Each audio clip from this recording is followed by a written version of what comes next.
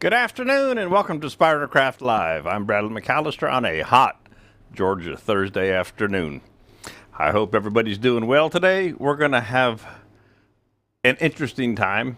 Going to work with the Robert Sorby half-inch ring tool today, which other than having it in my hand, I have never used, which is part of today's format. I wanted to go ahead and show using a tool that I've never used before, and in hopes that it will help you when you start with a new tool, maybe this one, to know that, it's okay to not know what's going on going in. Study up. I've been watching a few videos myself today on using ring tools. They are completely new to me, but I'm looking forward to playing with this. Spidercraft carries these in the store now, so it's going to be a fun day. Hey, Michael's there. Good afternoon, Michael. Or maybe it's still morning for you, but man, is it hot. I tried to have my hair right, and all that stuff. And just even on the other side of the room here, back in the control room, and I've got the AC on 67, and it's still hot back in there and sweaty. And I had to run outside, and man, it's going to be 100 degrees. Not today, but coming up soon. But we're going to play with this ring tool. Now, Mike, I'm sure you've got your ring tool all dialed in, and you're professional with it now, is my guess. I have never used this before, like I was saying earlier, so it's going to be fun. I have a nice piece of wood here, and that is a relative statement for me. I love crazy looking wood, right? And I love what other people would never turn. Is some of my favorite looking stuff to do. So this happens to be a piece of pecan. We'll call it pecan limb off of my trees I had trimmed up a year ago. Okay, and it's been laying out in the yard. Now this particular piece of wood has not been on the ground, but the bugs love pecan. So it's not been on the ground. It's been about 2 logs up in the stack, and as you can see, it's full of bug holes. And there was ants coming out of it at first. And I said, well, this ought to be fun with the ants and all that. But it's got some pretty colors to it. It's starting to spalt just laying out there in the yard. And it's got worm tracks in it and all kinds of stuff and some voids. And there was a knot hole right there. So it'll be a fun piece of wood. Now, I'm not going to make anything, I don't think, too crazy out of it. I'm going to make a little bit of a shape. We'll call it a small vase or vase. I'm going to leave the end down here big, because I may come back and do something with the base, or I don't know honestly what I'm going to do as far as shape goes, because my biggest intention is to show you working inside here with the ring tool. And this is the ring tool. And it's an interesting concept. Apparently in Europe, they're everywhere, a dime a dozen. Here in the States, not so much. It was demonstrated at AEW early in the month there in June. And it actually has 2 surfaces, and I'm not sure if that's closer, and I'm going to sneeze, or if that's a better view. I think the end view is a better view. And I know I'm going to sneeze at some point here, because I can feel it coming. There are 2 bevels on the tool, and this one is easy to see. I want to call it the bottom bevel just because.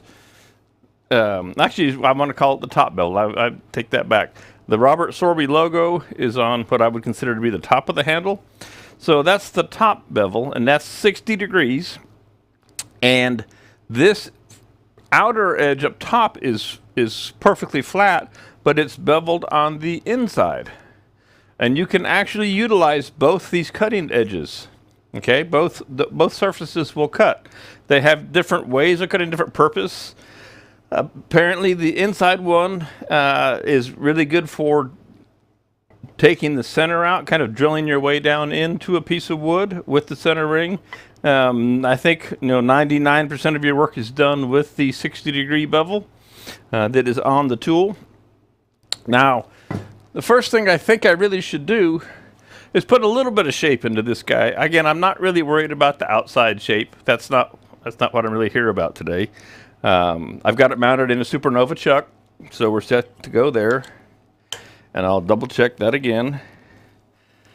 And a nice tenon on it. So I sure don't want the thing. It's going to be my luck. I'll get a catch. And I thought, I'm not putting a little 1.5-inch tenon on this guy. I'm going for a full, 3-inch kind of tenon because I don't want it flying across the room. I also did sharpen up one of my Carter & Son spindle gouges. This one actually happens to be a 1/2-inch low profile that I believe they've discontinued, but I thought I would work with it today just to help continue with my spindle turning evolution and education. And then you can see the top end here is not flush. And the question I have to myself is, should I leave it kind of a natural wonky edge or should I flatten it out?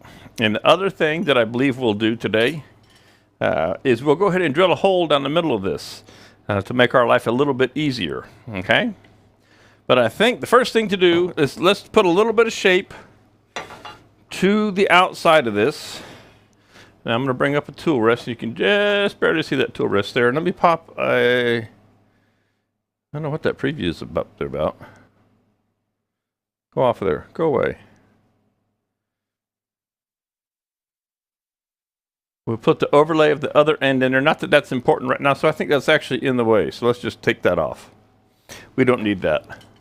So we'll pop a rotor 60-degree live center in the tailstock.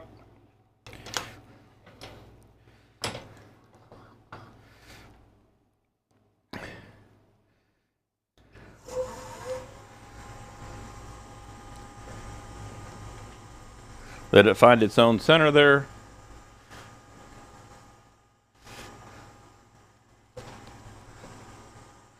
Just so it doesn't go flying anywhere. Now I hope that that's going to be in focus. My fingers should be in focus, my ring's in focus. It's just down below is blurry, and that's okay. We want the top surface to be what's in focus. All right, and let me figure out which way I want that handle to go.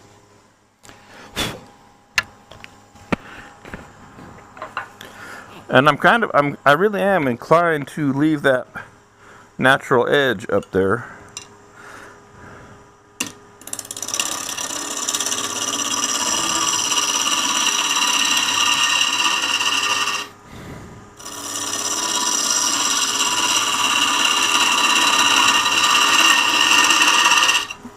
And I'm going to stop this because if it actually turns out to be something cool, I don't want to turn away all the coolness to the outside.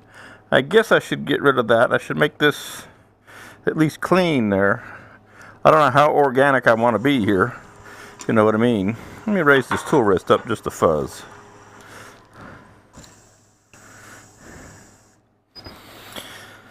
All right.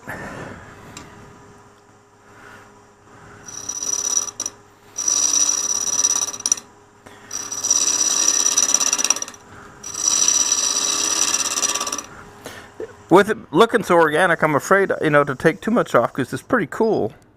And the wood is, like I said, I cut it I had it cut off my trees about a year ago. So it's not green and it's not dry. It's somewhere in between. I should go ahead and get rid of that amount right there. Hey, Brian, how you doing? Good to have you in today. Hope you've been well. I'm starting to fool around with this piece of pecan that we're going to use the ring tool on.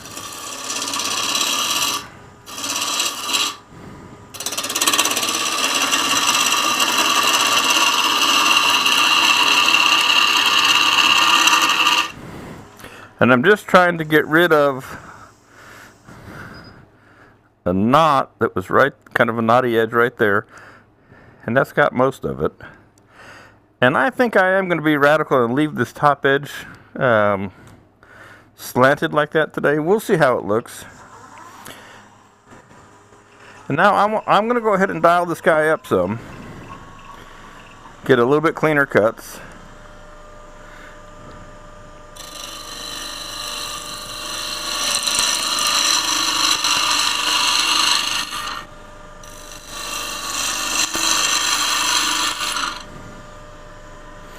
Oh, you're not late. You just got here.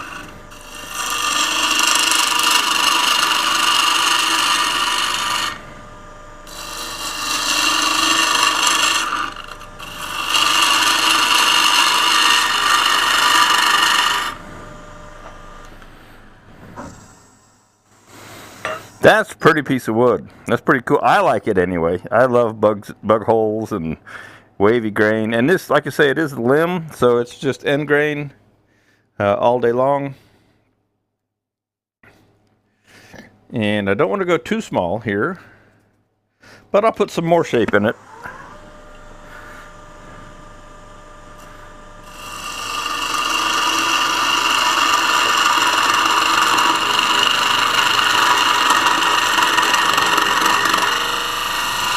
And I thought I would start with a small project so that I didn't get out over my skis.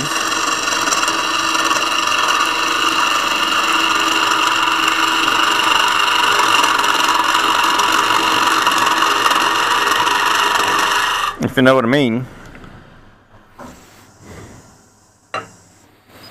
So a new hole showed up, but that's okay.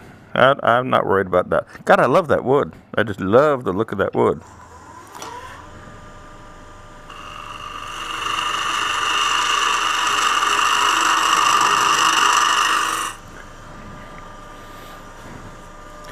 I need a little person like the palm frond. Actually, Brian, it's not very punky. It actually turns pretty clean. It looks like it would be punky, and I'm scared I was scared that it would be. But right now, I mean, pecan is hard as a rock, especially once it starts to dry.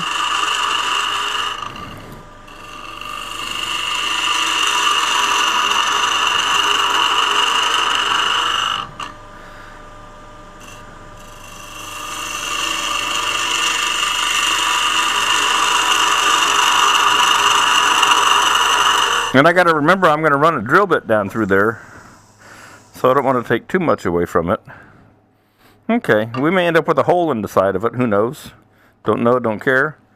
Don't know what I'm going to do here later, but we'll just clean it up a little bit for the sake of visuals.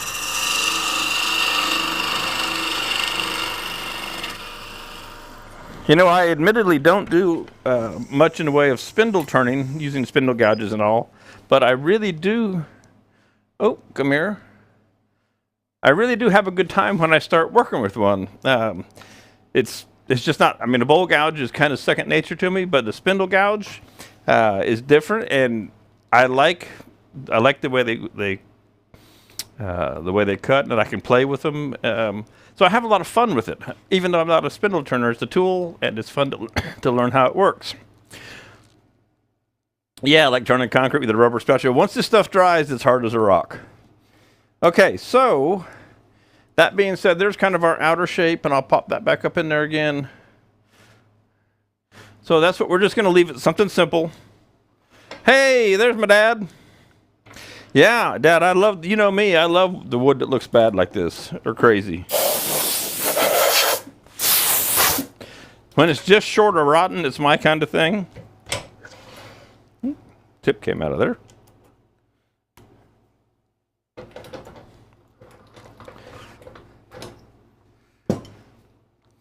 Alrighty, and we're going to drill a hole down through here. And that should leave enough wood, he says, he hopes, that it doesn't vibrate. This old Colt Forstner bit, you can't buy these anymore. And I'm going to turn this down to 500.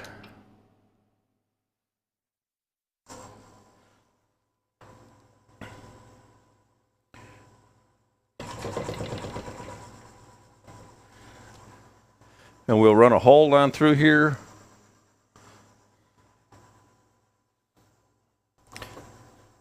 Not particularly centered there, is it?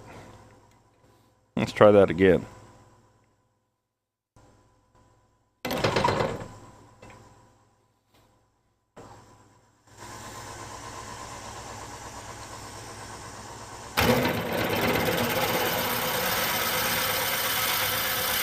It wasn't popping down in the tailstock all the way. Cuts like butter.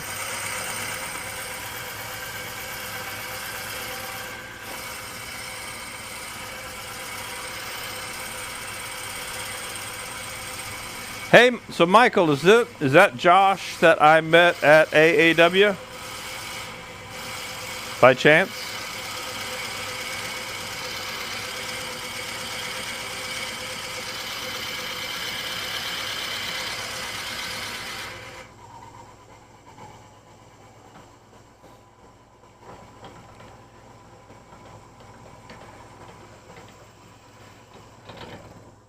Let's take a look down in here. Cool beans. Thanks for dropping in, Josh. It was a pleasure when I met you back in the first part of the month. Enjoyed talking to you a lot. All right, so I had said I knew how far I was going to go. I better grab a tape just to be sure now that I'm committed here. So I can feel the moisture in this wood. We want to go, well, from the hole, depending on where you measure on the hole, between 4.5 and 5 inches. So that would put me right up to, you can't see, no matter what I do, you can't see. If I'll go here, it'll put me right up to the quill. So if I go right up, if I run the quill right up to the first section that I touch, that'll be far enough down in for what I want to do. Okay. All right. Goggles back on. Back to drilling. Let me blow that out.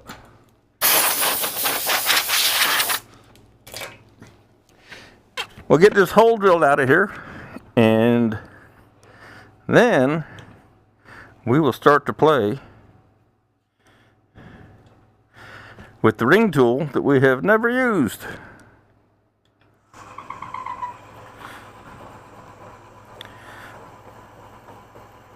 Actually, I think I'll go ahead and push this down in there a little bit.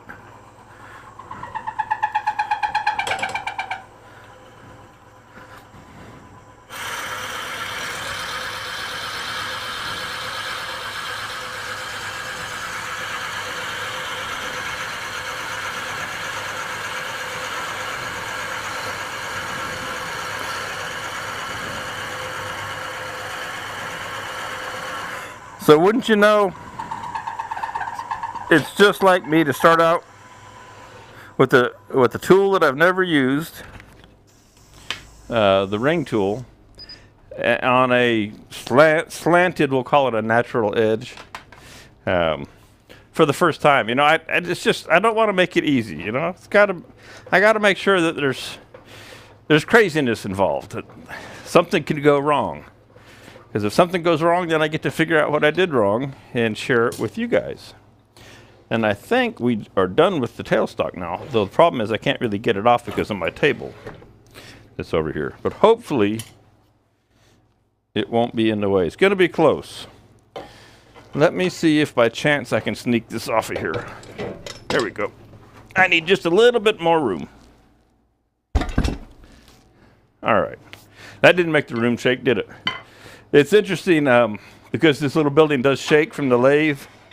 Somebody saw a comment on something that I had done, and somebody was talking about the lathe and that it looked like it vibrated some. And I said, well, no, it's not the vibrating. The lathe isn't vibrating. The whole building is shaking, just because it's not bolted. And this building, I sat it on bricks or blocks, and it has settled, and it's got a big crown in the middle. So when it shakes the building, it shakes everything. But that just adds to the interest. Although I would like to fix the shaking because it's really not all that cool. So down here in the end, overhead, in the end, we've drilled our hole. Okay. Now the ring tool, we will start, and this better go down. There we go. You can start with the straight edge, the straight face, or you can start with the cup. The theory is to use the bevel, okay, and approach as such at 60 degrees. But I've also been watching, and I want to pronounce his name, Yuli from Sweden. I got it wrong. But I was watching, and he wasn't necessarily using the bevel. Now, he's been doing using these ring tools for a long time. It's pretty much his primary tool. And a couple of things that I caught was that he likes to turn slow. So I'm turning about 500 right now. Okay. And I'm going to back this tool rest up just a little bit. And let's see if I pop that other overhead on. Is that going to block? No, that's not going to block anything. You can't see much in it. So there's kind of, right now, there's not much point in having that on the screen. So we'll just clean that back up. Brian, you're asking on center. I'm going to say yes. The cutting edge is going to be on center approximately. I think you probably can vary that a little bit. Again, when this tool touches this piece of wood, moving will be the first time that I have cut wood with this particular tool, which is what today is all about. What happens when you get a brand new tool that you've never used before and you watched? Your mother's mostly Swedes. Yes, you're right, Dad. What happens when you watch YouTube and they make it look easy and then you buy one and try it yourself? Well, we're about to find out. That's why we're here today. And I'm looking forward to it.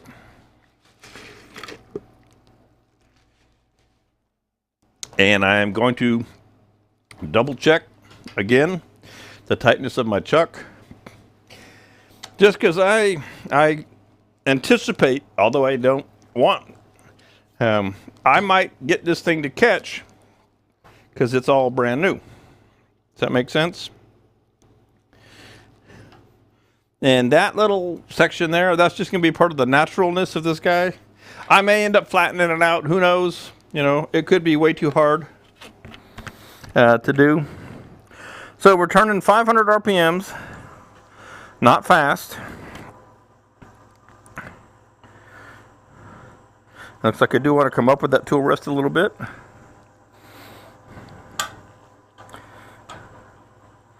Move that handle out of the way.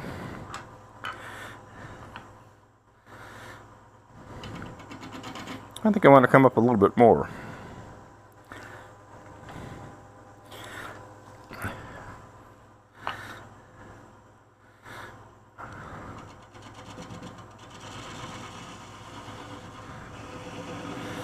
Michael, if you got this all dialed in, you let me know. It is one of those tools, having watched that, you have to find the right sweet spot and all that.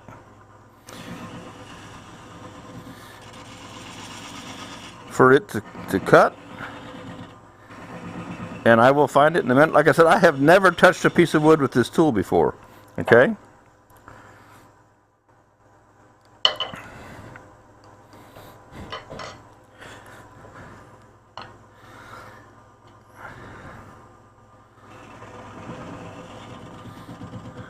All right, if that's not going to play with me,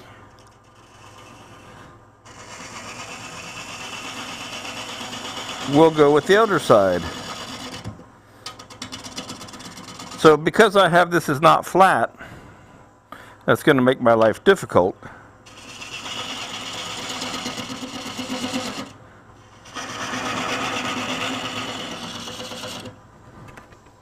And I'm going to have to put that visor up. Matter of fact, you know what I'm going to do? Hang on just a minute. I'm going to go over and turn my fan on high. Hopefully it doesn't mess with the microphone. It says it's 67 in here, but it's not.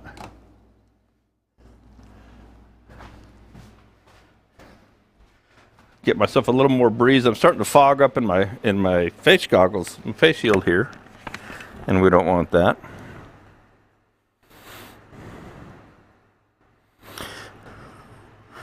Okay.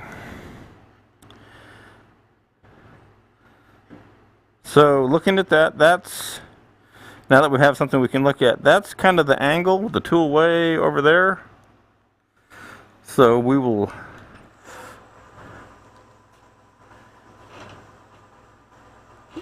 yeah, it tends to clog up. Yeah, I saw that it had done that.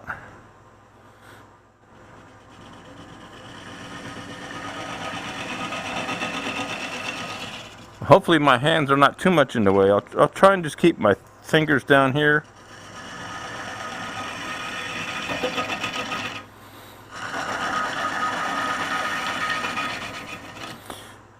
So it does make a nice clean cut. I'm seeing shavings come out of there.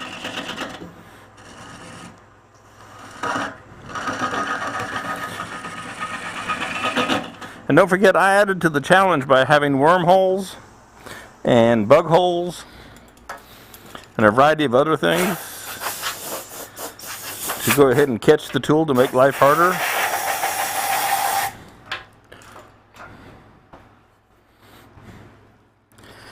All right.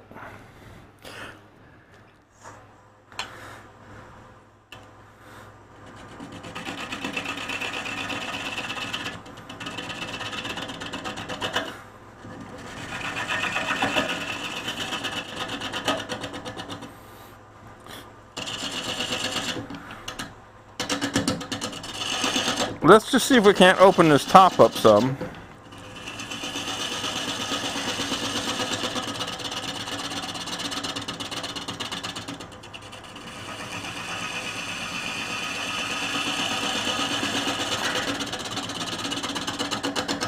To make a little bit bigger hole so you can see down inside there.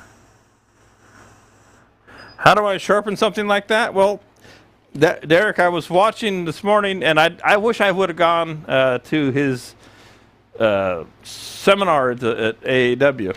We'll pop back up here. From what I've seen, there are a couple of different style of jigs that people have made or make that go on the shaft of the tool, and then that controls how the angles are when you go to sharpen it. And also there are some hand sharpening techniques.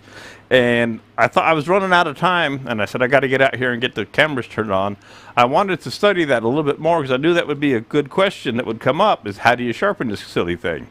And so I don't have the good answer to that. There is some information out there in the YouTube land, but I don't have it right now. I don't really know how to tell you how to sharpen it. That's something, like I say, I ran out of time trying to watch this stuff in the office this morning. But it can be done, and there are, like I said, there's several jigs, and then there's obviously a way to do it by hand.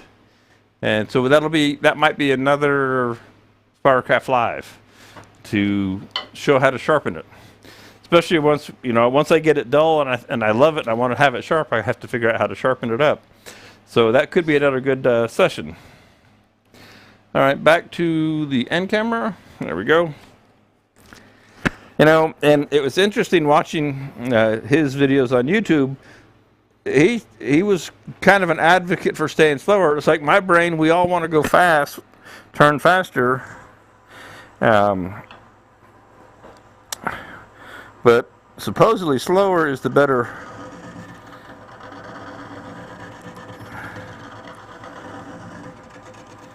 approach.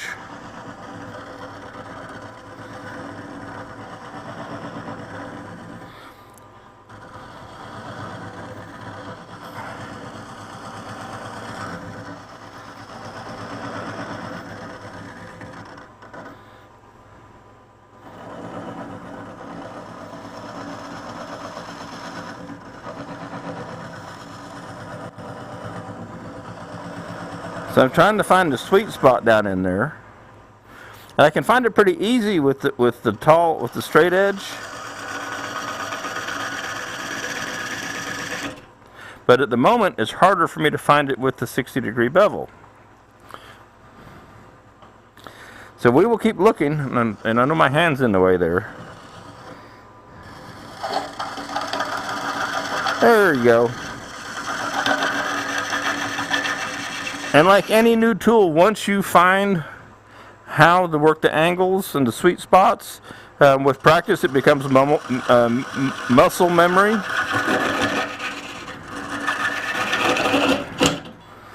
Okay. Until then, it's a little new, a little raw.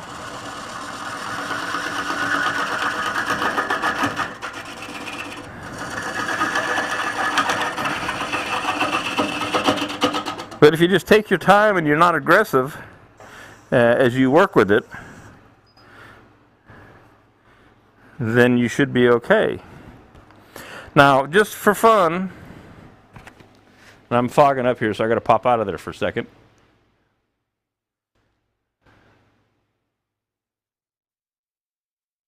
Yeah, 5:30 instead of 6:30. Oh, try an angle of 6:30 instead of 5:30. Gotcha. Well, it is coming around, Let's see. I want to, for fun, I'm going to turn the speed up just to see how it plays. Because this all is a new experiment.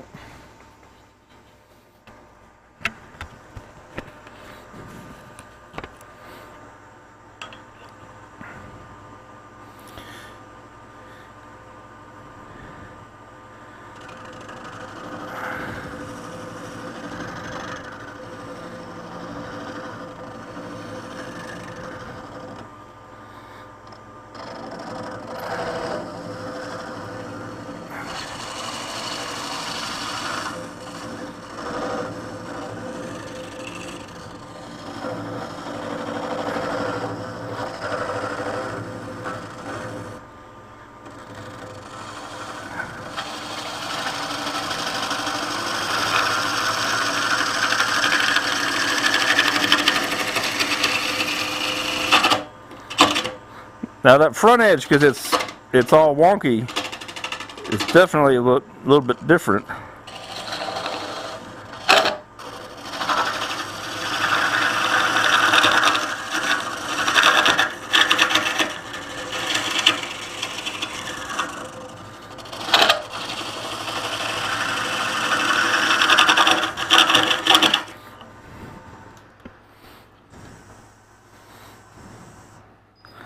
Let's see what's going on in there.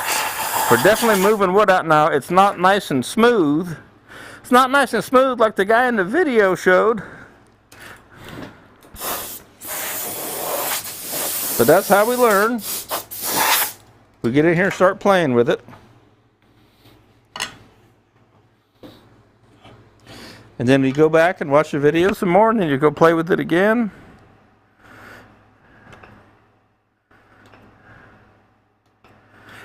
Until you get the hang of it. And again, this not having this flat up top is definitely making for an issue.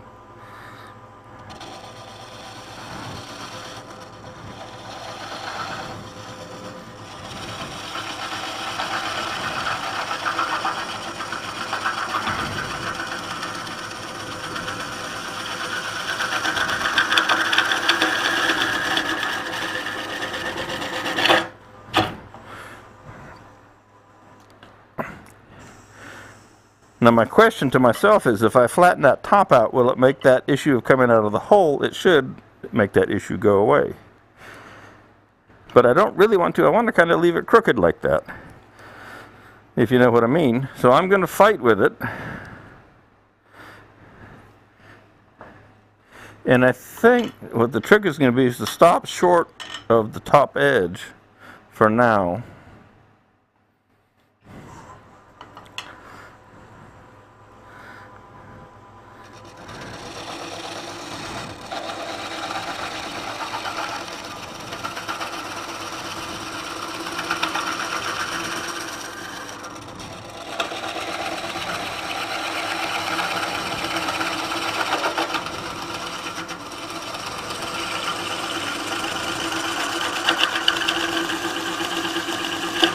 It's hard to stop short of that top edge, though, because your brain wants to come on out.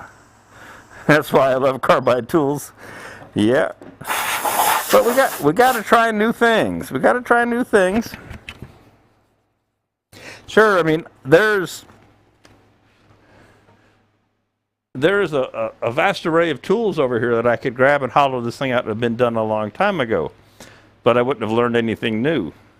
And you know, trying a new tool, learning something new. If it fits your style, your vocabulary of how you turn, it's always great to try a new tool. You may find ones that you can just do all kinds of things with that you didn't think you could do. You just got to push through that learning curve. And if we keep using the same things over and over, well, we might not ever get anywhere that we haven't been before. And so I don't mind this. That's the whole idea here today, is to show folks that if I've never used this tool before, I don't know how. I mean, I know how it works. I can go watch it, but that doesn't mean I can actually do it myself until I put in a little bit of time. And that's the point that I really want to kind of emphasize. This is not going to be anything of a beauty, and I'm taking my time and going real slow. But at the same time, hey, you know, it's a new territory, and that's one of the fun parts of this. And then once you master something and you can do something with it you couldn't do with anything else, well, then you're having a great day. All right. And I wish my AC was cooler. I don't mind taking the helmet off, or the, not helmet, but I don't wear a helmet, but the shield, because it is really hot in here. You know what I'm going to do? Hang on a second. I want to turn this just a little bit because I'm going to have to end up leaning in front of you guys. So I'm going to make an adjustment here so I can see, and hopefully you can still see. If I can't make it a little bit easier on myself. And there's a knot right there, and there's a hole right there. So, you know, I got a number of things that I'm fighting, especially plus, you know, having never used the tool before. All right. You know, it's really hard right now for me to keep this down at a low speed because I want to go faster.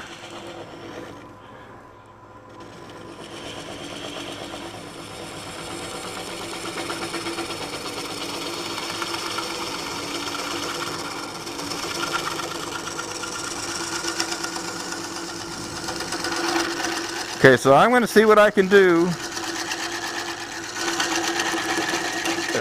If I slow way down up here, hopefully I'm not in your way. So I slowed my feed rate way down.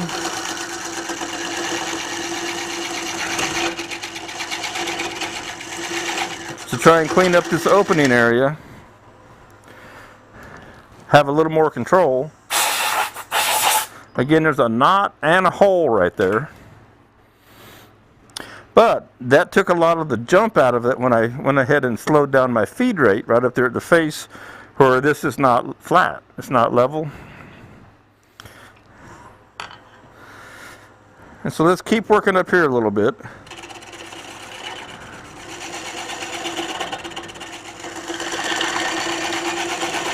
Make sure I'm going to look up and make sure I'm not like in the way. Got an arm in the way.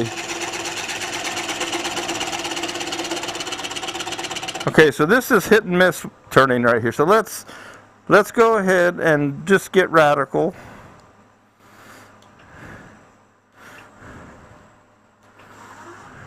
So I just jumped from 500 to 1,000.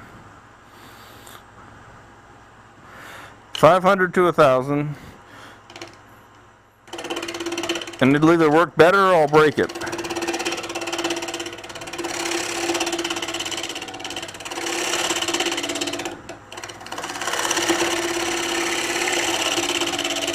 So because it's hit and miss, you know, we're skipping, I mean, we're only hitting halfway around.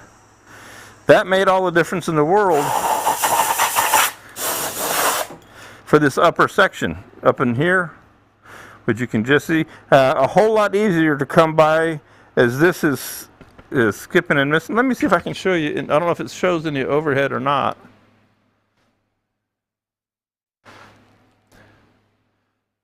So you can see how much.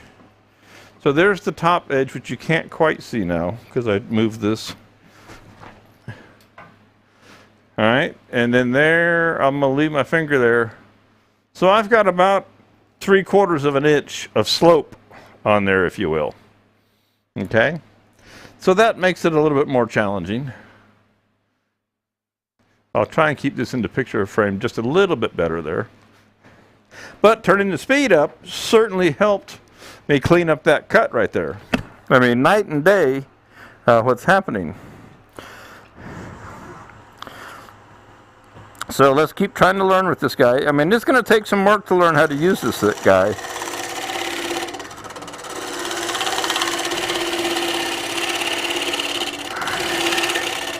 But I think once you do,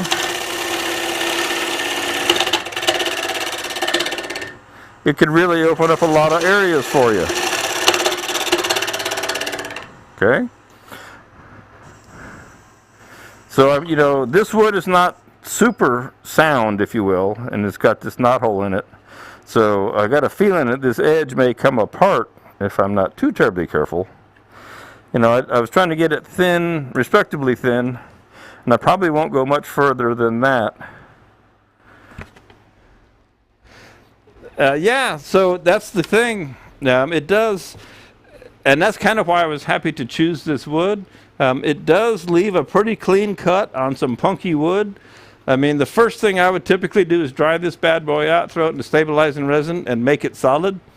And because this tool's strength is supposed to be cutting the end grain, which can be difficult, and we know that punky wood can be very difficult. So maybe those two play hand in hand. Now, one of the statements I read that the gentleman who was showing this, I'm not going to try and say his name, starts with the U and L-I, I believe it is. He was talking about how this cutting edge is essentially a skew on the inside due to the angles, etc., when it's in the right plane. Could be. I haven't been around it long enough to know that for sure. I mean, this is the first time I've been in my hand. But it's an interesting concept. As we all know, a cutting edge is a cutting edge to a degree, and as long as it's presented properly, it will do whatever you want it to within the bounds that it's able to function in.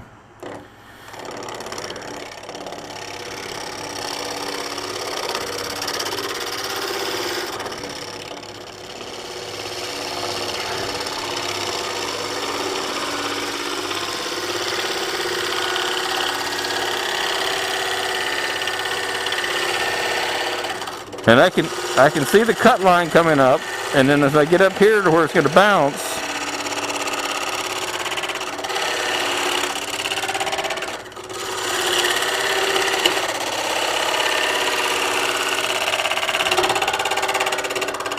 you know, I figure I'm going to break that edge, because some of it's coming apart right here. But that's respectable. We'll leave that at that. And so we'll keep working our way back down inside now. So let's go back to a slower speed. Let's go to let's say 750. In between the 500 and the 1000. And I'm going to go further down in. Now, what I'm going to do is I'm going to utilize the inner cutter and the flat side and the inner cutter. And I'm reaching, now here's the part that I don't know anything about. I'm about to reach, gosh, that far over the tool rest with this guy, from my finger right there. All right, and I don't know what's going to happen when I do that.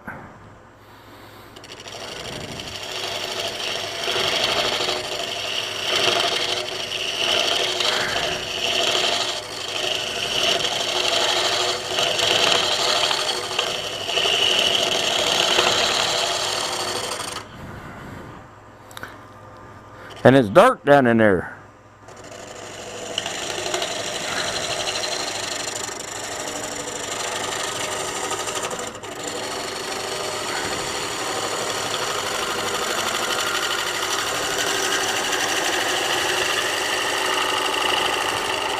So one thing that I'm finding kind of initially, I'm fogging up too, due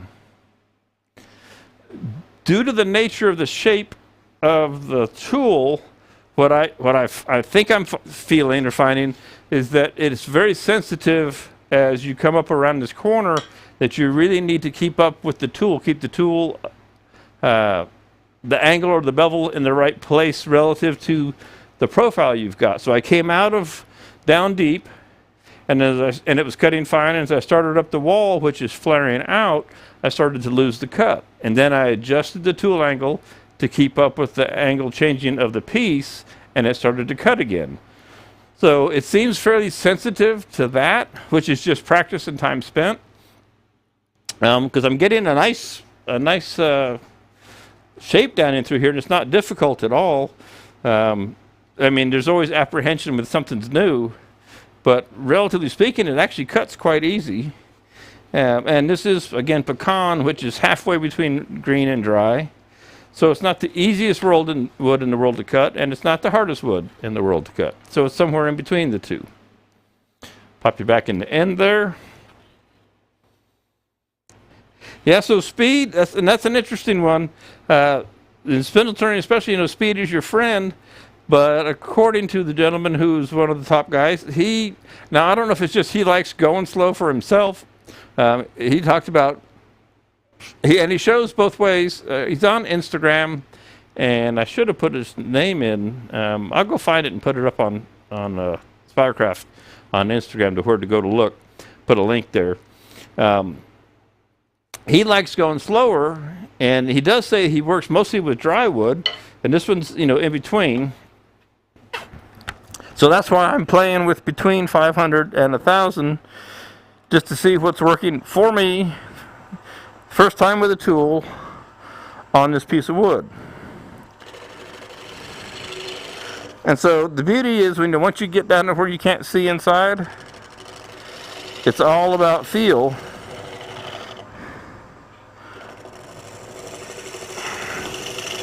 And once you get used to the feel, and you can feel it cut, and you can hear it cut,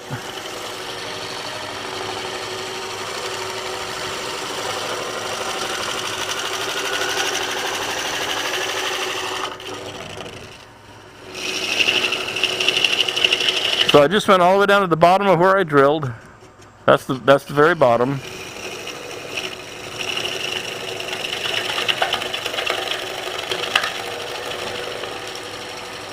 And I also know that I don't have a lot of extra wood down there, because my drill bit was fairly close to the shape or diameter of the piece. So yeah, I can take a little bit more out of there, but I don't have a lot. And then I've got a ridge. Let me pop you in the overhead. I've got a ridge. Ridge Bolduc. How does it compare to the woodcut tool? Are you referring to the hook tool, Rich, or the round carbide cutter style tool? Because there's the two different ones. So I've got right about here on the inside, I have a big lip where I cleaned up this section, nicely with the higher speed, and then I went on down further inside. And so I've got a classic holoform lip right here, right about there, and that's what I need to take out to be happy with myself. And I'm going to take my good old favorite ice pick here, the one with the cap. Yeah, okay, so that's the Proform, and that's got a hook style cutter. How does it compare? They're different, of course. And I'm looking to see if this hole goes through, and it doesn't. Not yet, anyway. But then again, there's some similarities in that you have to rotate the tool, whether it's this ring style tool or the woodcut tool's Proform. You have to rotate that tool to find that sweet cutting spot. If you too much bevel, all it does is ride along and bounce, and if you're too much, it'll tend to be over aggressive. So, Rich, they work similar but different. The one thing I'm saying right off the top here is that you have to look for a sweet spot. It's not just a punch and go. Whereas if I took my round carbide tool, I could just plunge it right on down in there and mow wood away, but I wouldn't get nearly as clean a cut in the grain because I'm not scraping it. It's truly cutting the wood, not scraping the wood. But it is a little bit harder to do. That one goes all the way through, obviously. And that one probably will. Okay. Cut quality. Cut quality on the inside actually is very good. And I know you can't see down in there very well, and I'll show you after the fact. But it is super clean. There's ridges from the operator error, but as far as tear out, essentially non-existent. You know, there's a little tear out where the bug dust is, but I don't know if that counts as tear out. And looking down in there, it looks pretty darn good. You know, and being that it's all end grain, we're cutting into there. Now, why does that look out of focus out there in YouTube land? I hope it's not out of focus. And I'm going to see, just for fun, if I can get this. Well, you know, let's do this. Instead of fighting it. Don't know what that was. Oh, it was just some cups. Let's go to a smaller round post. Okay. Don't break it, Bradley. That's why you turned it by hand. All right, no, that's right in the knot. We lost a little piece of knot, but hey, that's why it's organic, right? It's an organic piece. Remember that. It's organic.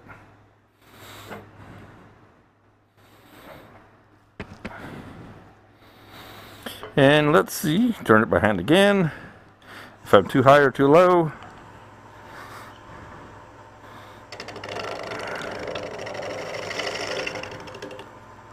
I am too high, so I'm going to definitely stop, drop it down, and make sure I don't hit anywhere. Okay, fire back up.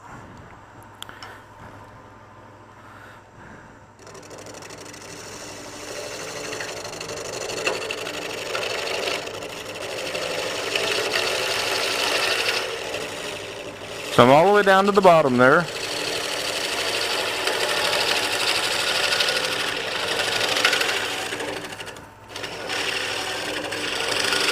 And right in here is where I have that big hump.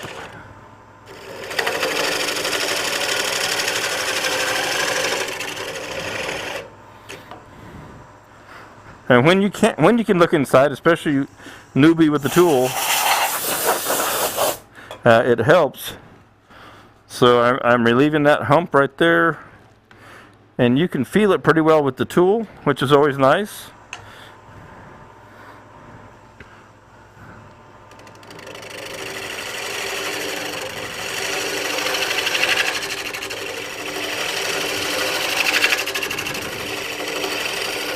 So now I'm starting to get, I've been using this for what, an hour? I can't quite read. Hour, a little over an hour, just under an hour. And I'm starting to get a feel for that rotation of the tool to make it cut. So I would say that's not too bad a learning curve on how to use this guy. As you use it, obviously any tool, as you use it more, the more and more you use it, the more comfortable you're going to get with it.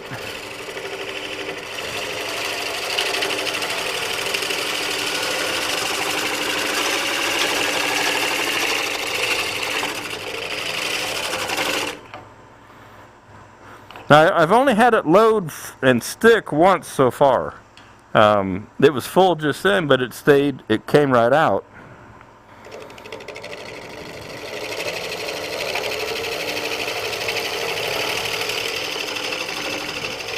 And the beauty is this tool is only about 75 bucks at this normal non-sale retail price. So it's not an expensive tool in our world, you know. It's quite affordable. So I can see that there's just time spent needs to be done.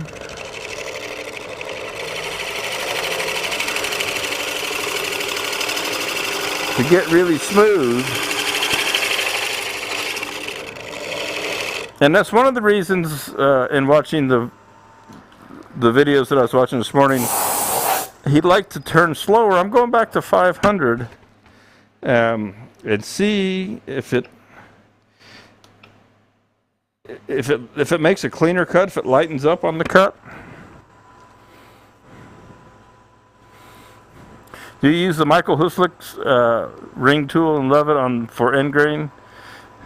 Yeah, I think they're probably very, very similar.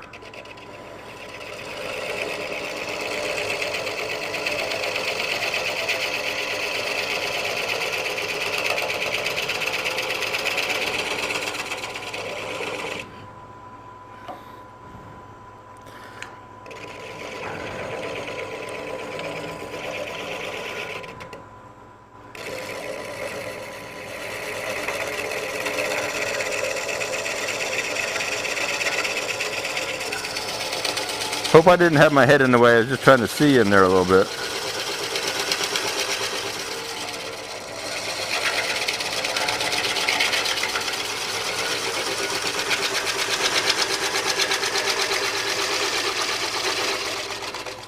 I can see how somebody who was proficient with this, because it's so simple, other than getting it resharpened. So my worm dust came out. This is some of what I'm dealing with. So here, you can see my finger moving there. All right. So we're definitely getting down through into the wormholes.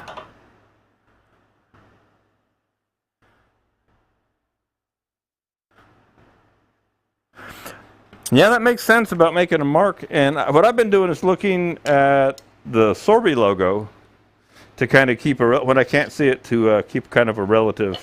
You know, and it's kind of funny. Like Rich was asking about the where's mine? Where's it at in here? The woodcut tool, the little wonder tool, and I know I've got one in here somewhere. I may not be able to put my hand on it. But it's supposed to come with a line on the shaft, and mine doesn't have a line on the shaft, so it's pure freeform, just to have a relative place. And I'm looking on my rack over here, and I'm just not seeing it. I don't know if I took it somewhere or if it fell down on the floor. Okay, so we're starting to throw out all our bug dust chips here, but that's cool.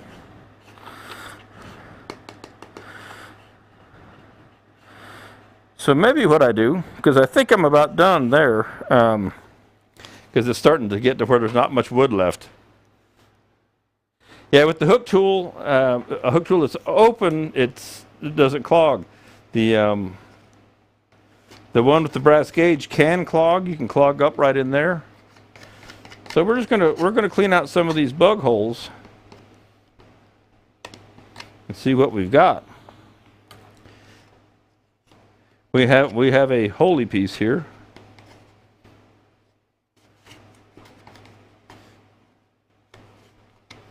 I love holes in a piece. I'm sorry, it's just me.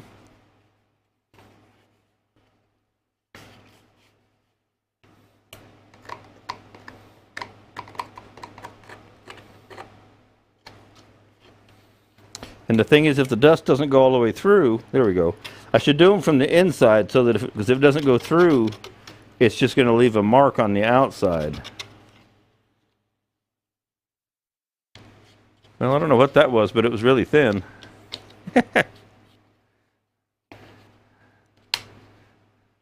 Yeah, I'm going to leave that alone right there. Otherwise, it's going to break. Some easy inlay stuff would be great for them holes. Yeah, I love filling the holes with epoxy. Epoxy, that's what we have down here in Georgia, is epoxy, if you haven't ever noticed. So this is pretty cool. I'm going to play with this bottom here just for fun, then I'm going to take it off of it. And just because I'm playing and I'm learning, I haven't tried it on the outside of anything yet. I don't know if it's a good idea, bad idea. Obviously, I've got other tools that would work. But why not? Let's see what happens. And this could be a total disaster or not.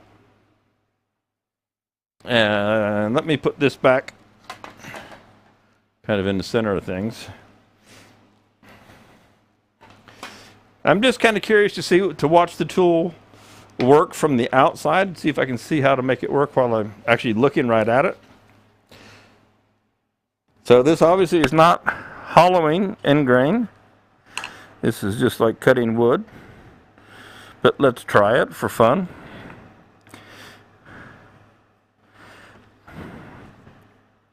Okay, Brian, take care. Good to see you again.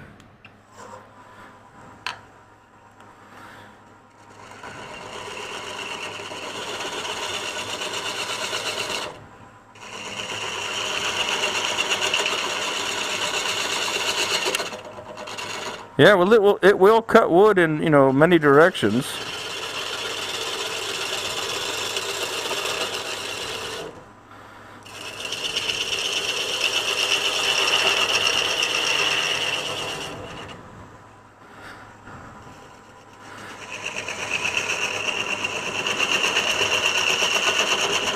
So it doesn't have to be just on the inside. Now it's kind of lifting that grain up some. Of course, I'm only turning 500. Let's see what happens since we're having fun. Let's do 1,000 on the outside with this, just for yucks.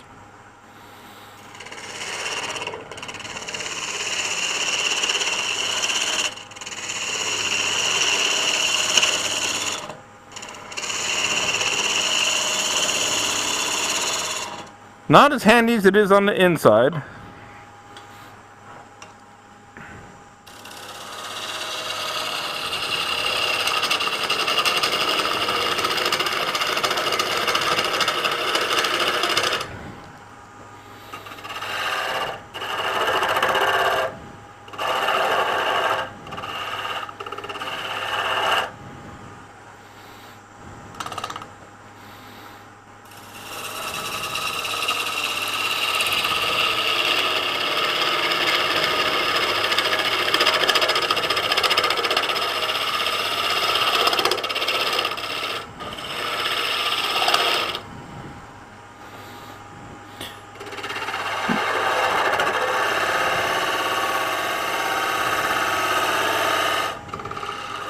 So now I'm just kind of fooling around here with the outside of this, just having a little fun. So that, you can see there, that broke off, so that's a no good. So let's just go ahead and take this stuff off of here.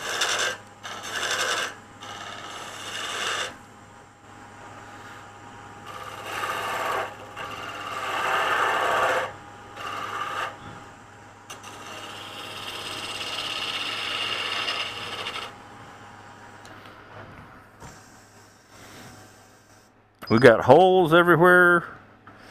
We got all kinds of stuff. How much material do I have? Oh, I've got lots of material here. So I can do what I was thinking of earlier. And I do want to make myself a reference mark. So I'm going to grab a pencil here real quick.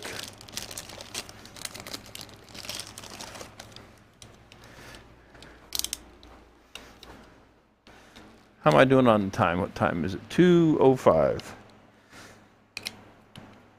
So once I finish playing with this kind of the stem area, I'll try and show you down inside in there. And just sharpening up a pencil to make a little reference area here.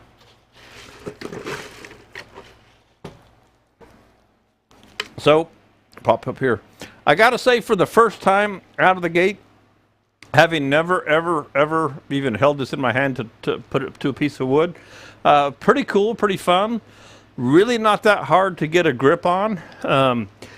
Long way from being proficient with it, but it doesn't take long to start figuring out how to position it, where to position it, how to hold it, so on and so forth.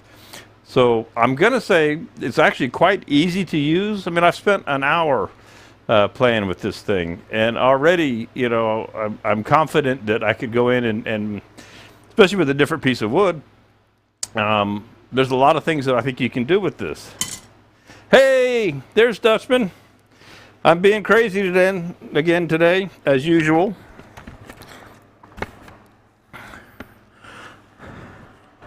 So right about there. Somewhere right about there is where my inside and that flows around. So I can take a little bit more than that off. Ah, crash.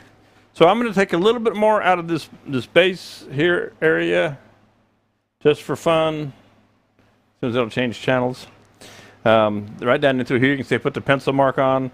I can't come up in here very much, but I can try and bring, there's a profile that rolls down to right about here. And if I follow that angle, okay, I think I can bring that angle as far down as I want, because this is solid wood right here. Does that make sense? Hey, there's Joe. How you doing, buddy? So let's see what happens here. I'll either make it look a little bit better, or I'll end up cutting it off. It's hard telling, as they say, not knowing. I think we'll just station that like that. And I'm going to leave that. Actually, I'm going to go ahead and dial this up some more.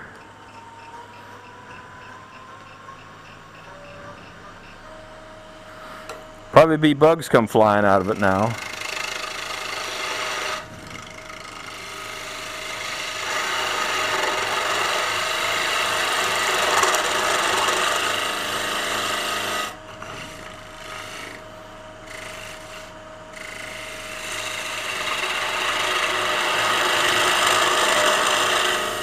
Stop and double check where my pencil mark is, that I didn't take it away, so it's right there. Okay, there's a knot right there as well. I'm going to put my pencil mark back because I cut a little bit of it away. There we go. I got myself a little bit of a hump right there.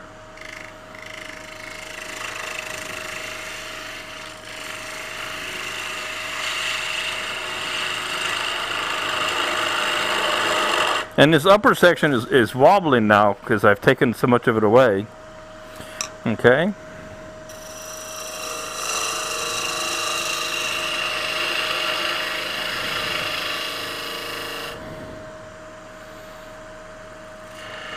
This is a scary cut coming in on this like that. That's why it was scary. I was trying to get right up on that crest and not overcut that. But we can replace that by taking some more of this away.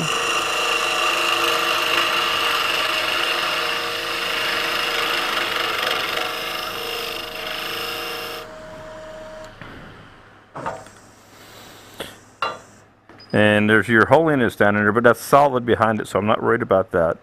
So I want to go a little further down in there. What am I creating besides sawdust? Beautiful works of art, sir.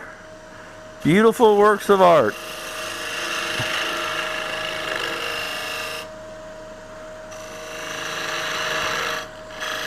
I'm teasing with you. I've just been having fun with the new Sorby Ring Tool on the inside, and now I'm just kind of fussing around with the outside of this piece. There were some little chips in there, trying not to turn the chuck jaws. So I took that to within about a 32nd of the chuck jaws. There's still a divot right there, but hey, this is a natural guy, isn't it? So, let's do this. I'm going to leave that just like that. Those lines kind of work, more or less, for the most part, as you one might say. God, you're talking about me to your wood club. I hope you told them a lie and not the truth. Hope you said good things about me.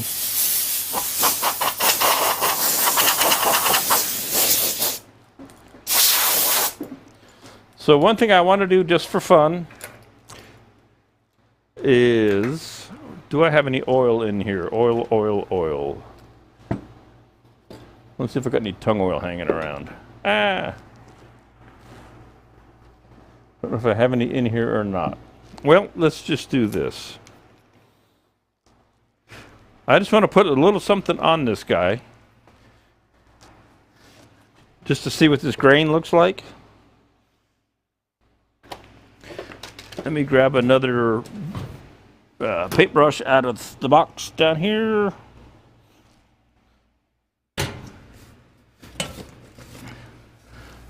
Or maybe I used them all up. May use them all up last week. But hey, there's always a way.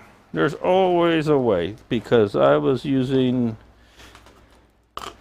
that one. I've never been below rooting through the trash, you know?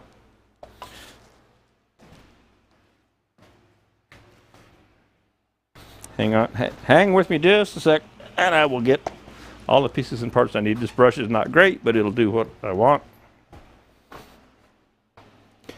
This is just a little bit of sealer.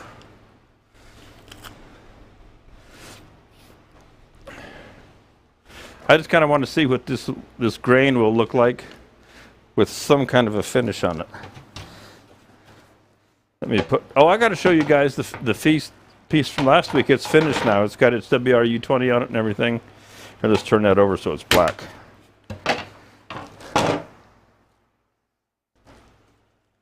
I'm just curious to see what happens.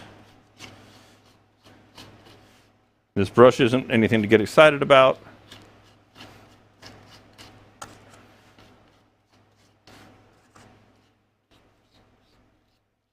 That's a pretty piece of wood. That's pretty cool. This cedar will dry super quick and soak in.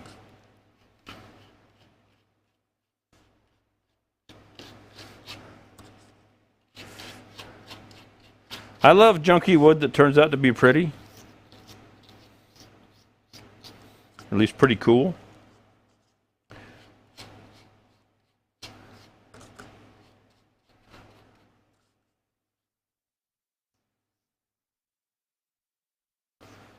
So that can still be sanded all up with and all that good stuff. All right, let me show you, because I know Rich was definitely wanted to see the inside.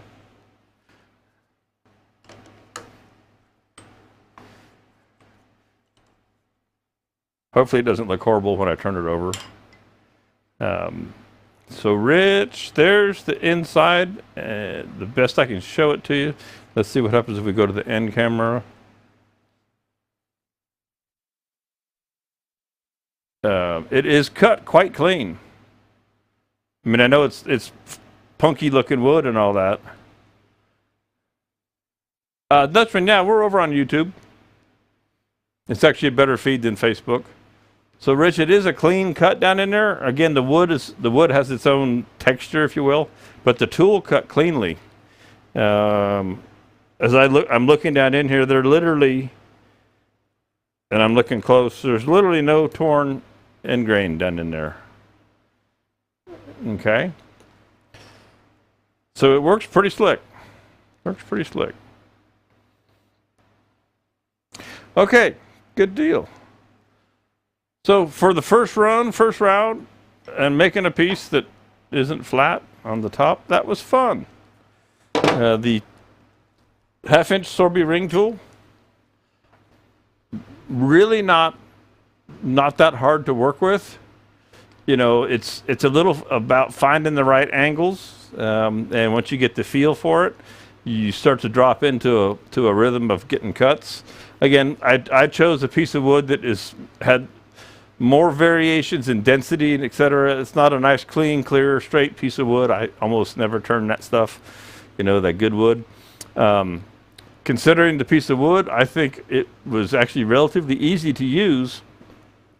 I mean, I've got spalted, I've got soft, I got wormholes, I've got sawdust, so the tool wanted to bounce. But all in all, it was quite easy to use, and especially having never used it before. So I thought that was pretty cool. Like I said, you know, Spidercraft does have these. If you're looking for something like this, they're like $77. They're not expensive. Go ahead and jump on there and grab you one. And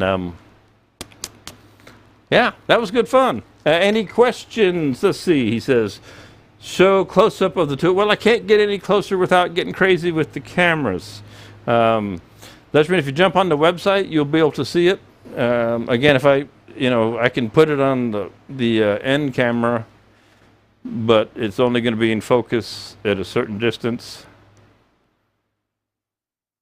So you see the top bevel is 60 degrees, and then the inside one is flat on the outside.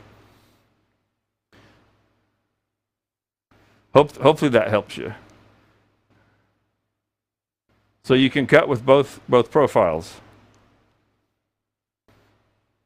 This is the one that will dig the hole for you, and this one is the business end of things, the 60-degree end. All right. Any kind of questions? Let's see. Michael, do I have a tracking number for your package? I do have a tracking number that takes it to, what was it, wherever we sent it, Washington State. Whatever the address was you gave me, I do have a tracking number for that. I can send it to you because you may not have gotten it in the email. Yeah, I'll pop it to you. Obviously, it's something that hasn't shown up yet from AAW, and so we'll figure out where it's at. I'll as soon as I go in, I'll check it and I'll send it to you in your email. Joe, sharpening recommendations, that came up earlier, and I ran out of time before I had to come out here.